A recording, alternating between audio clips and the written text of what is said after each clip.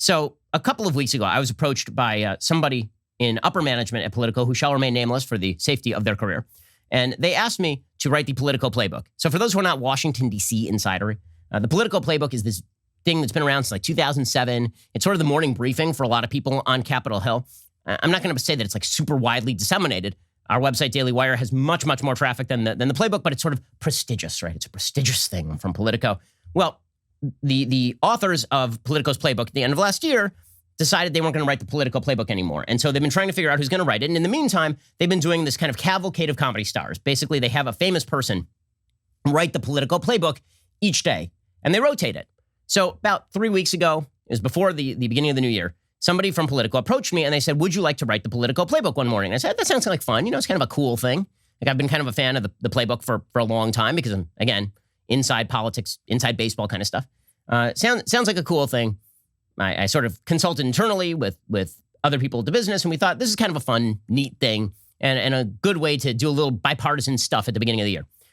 So last week, all hell broke loose, right? The world just explodes.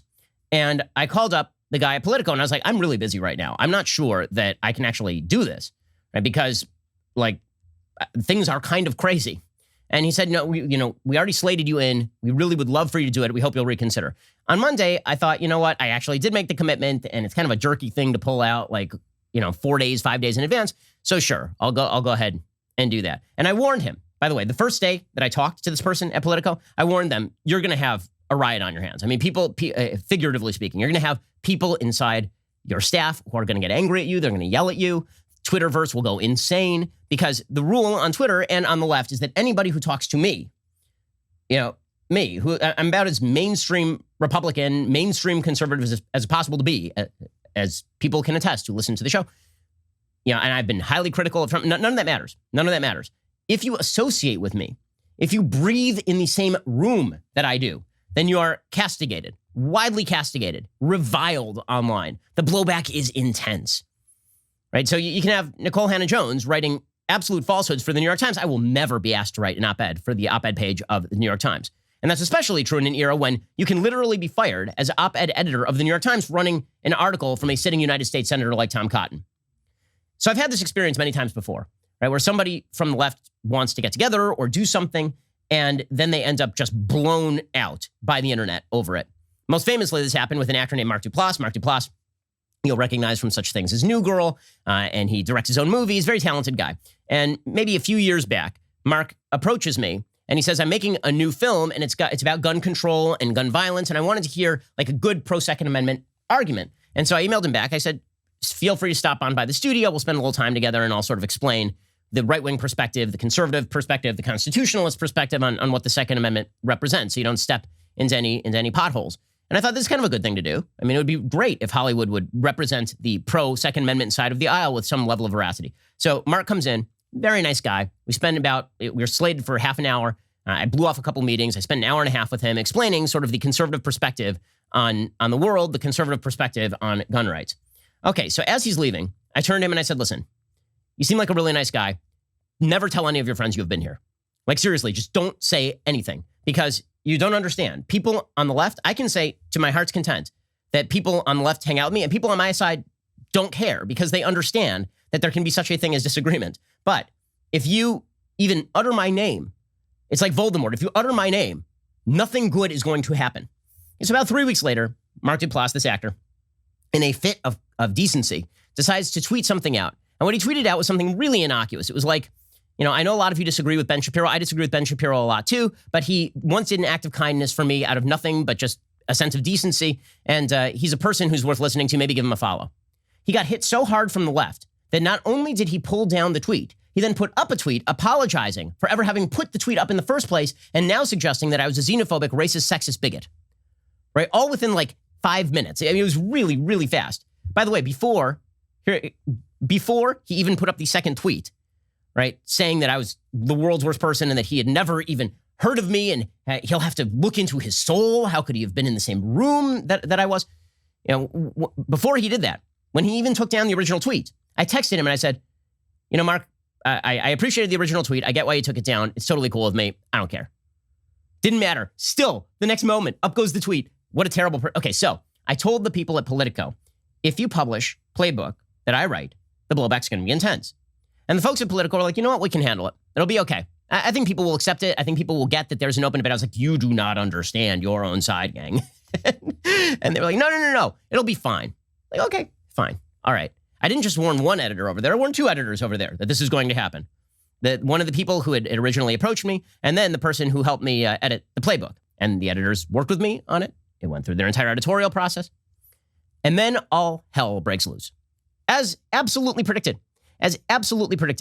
Now, to explain how predicted this was and how predictable this was, I need to flash back to 2018. So Brian Stelter is the media critic over, he's the reliable sources guy, right? He's the one who's the media analyst over at CNN. Well, a couple of years ago, it's 2018, I was on his program and we were talking about the media and bias in the media. And I said on his show, he was saying, which media outlets are biased? And I was like, well, yours, like CNN. Okay, and Stelter then said, you keep complaining about media bias. Maybe you guys should try to get a job in the media and make it better. Here is what that exchange sounded like. Part of me thinks that you and your colleagues at the Daily Wire should try to get jobs then at the New York Times. If you don't like the coverage, try to be a part of the solution as opposed to complaining about it. I mean, I don't know. Would you hire me? I really doubt that. And not only that, I wanted you as a guest for many months. I'll be frank with you. I mean, I make a lot of money. I wanted you as a guest for many months. Okay, and the answer, of course, is no. The answer is no, right? Would you hire me? No, you wouldn't, right? Would you hire Kevin Williamson? You would, then you'd fire him. Would you hire a conservative columnist to do the Playbook? Sure, but then your staff would go absolutely bat bleep loony. By the way, I love some of the media requests for comments on this. Some of them were like, how much money was Politico paying you? Right, I'm doing it for the money. Guys, let me explain something. This show is extremely, extremely large. If you think that I was writing and spending like a day writing for Politico's Playbook out of anything but a sense of fun and an attempt to appeal to broader audiences, you are out of your damn mind. Okay, in any case, people lose it.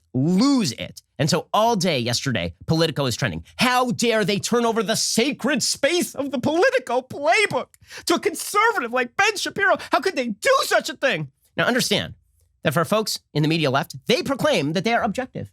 They proclaim that they want to hear all sides, right? Freedom of the press, more voices, 1,000 voices.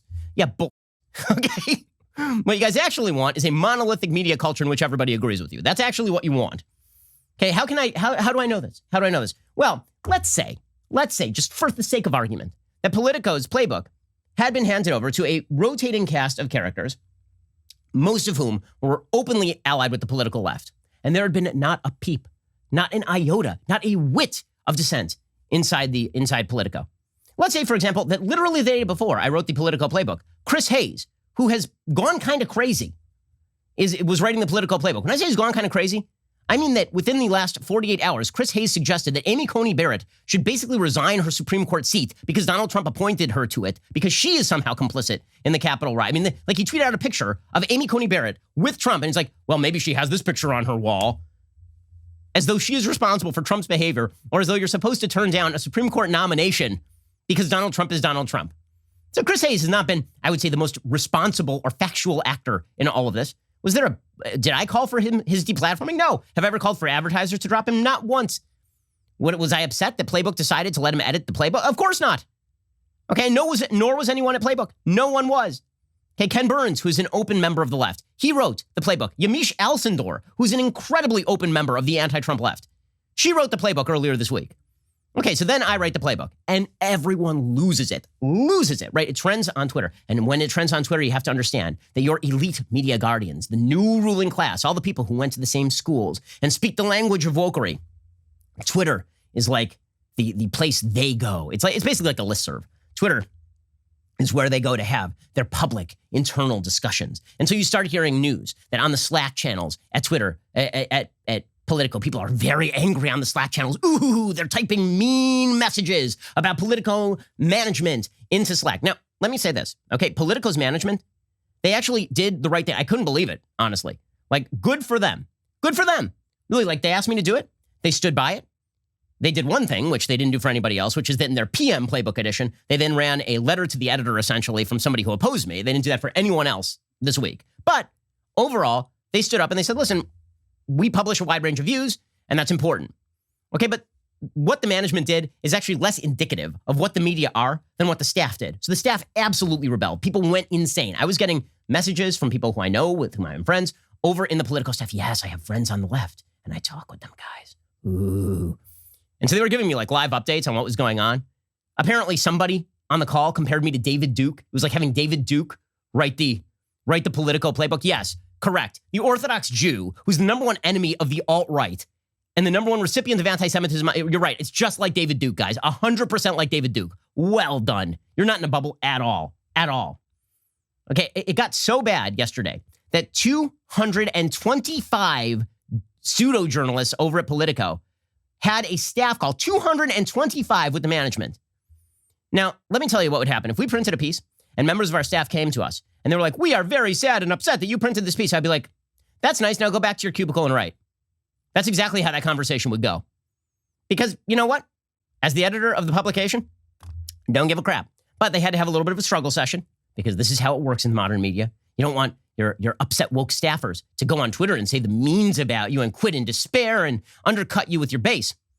I mean, it was so funny. I mean, I was getting calls from people inside Politico yesterday.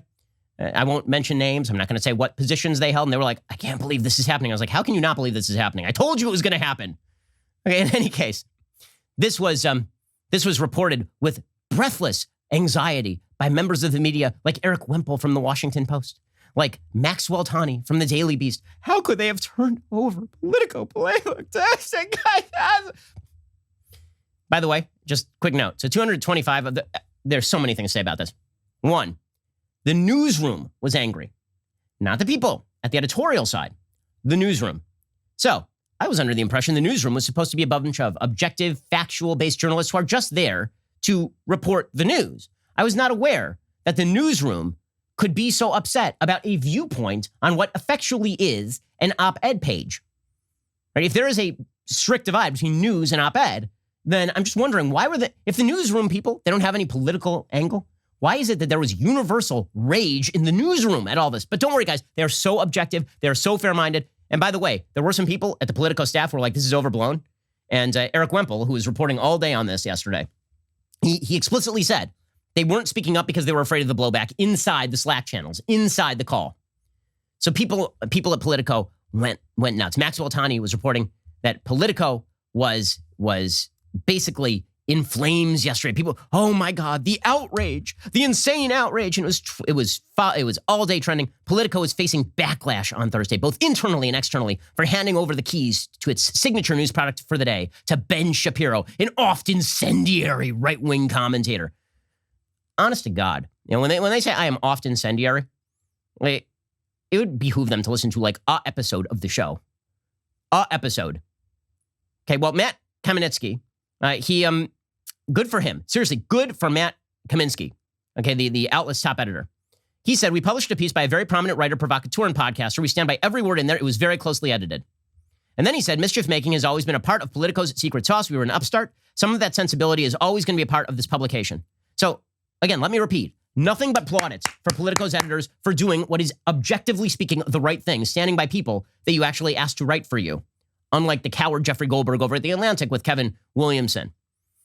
Hours later, says the Daily Beast, during a staff-wide Zoom call to address the controversy, staffers were vocally upset and demanded answers for why company brass published Shapiro the day after Congress voted to impeach President Trump for the second time.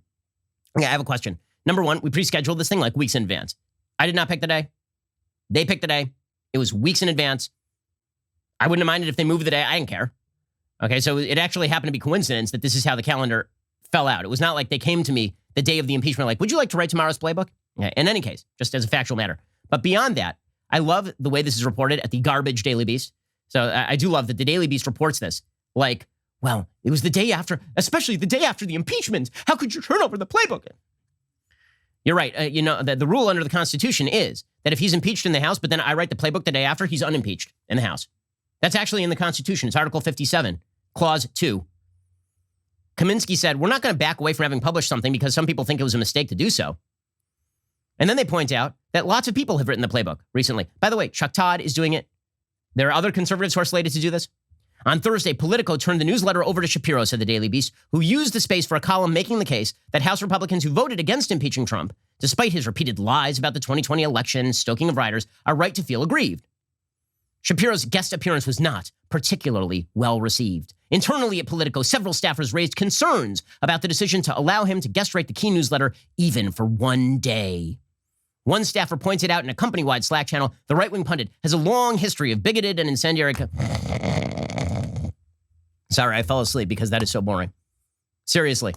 I have full articles on my own website in which I have talked about my most controversial comments and either apologized for or explained them, which is something no one else in media so far, like literally no one else in media so far as I am aware, has ever done. Okay, if you're going to claim to me that many of the people who are writing Politico's playbook have never said a bad thing ever, that they are all pure as the driven snow, that's nonsense. Basically, it was, he wrote something I don't like, and now I'm really, really mad. He's conservative, and I'm really, really, really mad. The staffer said, it has clearly generated a wave of negative attention. First of all, nobody reads the playbook. I'll bet you they had better traffic on the playbook yesterday than they have had in 5 years. I would guarantee it, in fact. The staffer said, it has clearly generated a wave of negative attention. I fear it's already overshadowing a lot of great work being done by journalists across this newsroom. The comment received several dozen upvotes from, wow, upvotes. Apparently, there are a bunch of smile emojis also. Ooh, the emoji brigade is at it again. This is especially confusing given the newsroom's welcome efforts over the last year to cover issues related to race in a more intentional, elevated, thoughtful way, said another staffer. Oh, you mean like how the left would like? Outside the Beltway-centric outlet, reporters and columnists alike voiced anger and disappointment with Politico's decision. Okay, by the way, it's all left-wing. They never quote anybody from the right, of course. It's all a bunch of left-wing people who hate my guts. Apparently, during a heated Zoom call, several employees compared Shapiro to right-wing conspiracy theorist Alex Jones. Are you out of your minds? You're comparing me to Alex Jones and David Duke?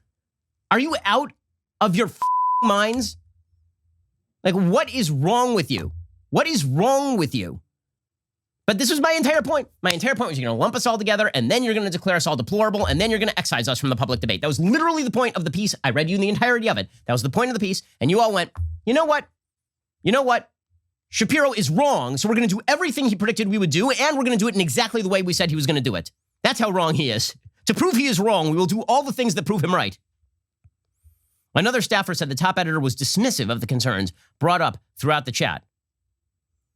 But some Politico staffers stood by the publication's decision to publish, saying they were too afraid to speak up on the calls out of fear of being criticized by their colleagues. That's what an open-minded organization looks like, is that you're super duper afraid of being criticized by your colleagues. Again, I have friends within many of these newsrooms. I have friends within many of the editorial boards of many of these websites. I talk to lots of people. In fact, because it's my birthday, it's time to play one of my favorite birthday games.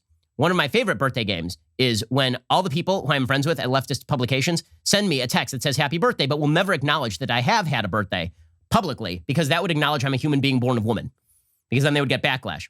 I hope you enjoyed that clip from The Ben Shapiro Show. If you did, go ahead and hit the subscribe button so you stay up to date on all of our future content.